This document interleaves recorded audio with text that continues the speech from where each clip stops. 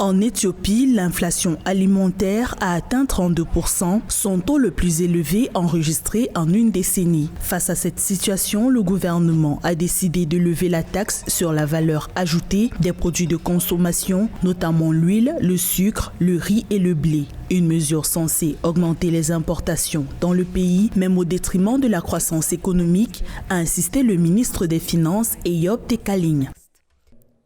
Nous pourrions perdre des revenus à cause des exonérations, mais cela contribuerait à réduire la hausse du coût de la vie. C'est le défi le plus critique, dont même au détriment de la croissance économique, cela en vaut la peine. Le gouvernement éthiopien pense que l'ouverture du marché local aux importations de produits de base et aux matières premières s'aligne avec ses ambitions économiques. Les droits et taxes ont été supprimés sur plus de 500 intrants et équipements agricoles pour inciter le secteur privé à investir dans l'importation des technologies agricoles innovantes.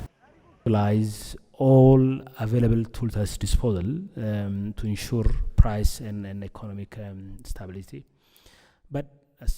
Nous sommes prêts à utiliser tous les outils à notre disposition pour assurer la stabilité des prix et de l'économie. L'approvisionnement est un souci majeur pour notre économie actuellement et le ministère de l'Agriculture a abandonné ses prévisions à long terme sur 10 ans.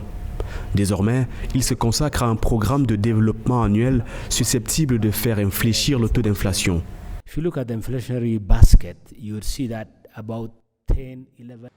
L'économie éthiopienne est fragilisée par la pandémie de Covid-19 et le conflit au Tigré. Cependant, le gouvernement espère un rebond économique dès 2022. Une reprise qui sera portée par l'amélioration significative de la productivité, le rebond du tourisme, l'accélération des exportations. Sur le plan politique, l'Éthiopie entend organiser des élections libres et conclure la phase 2 du remplissage du barrage de la Renaissance.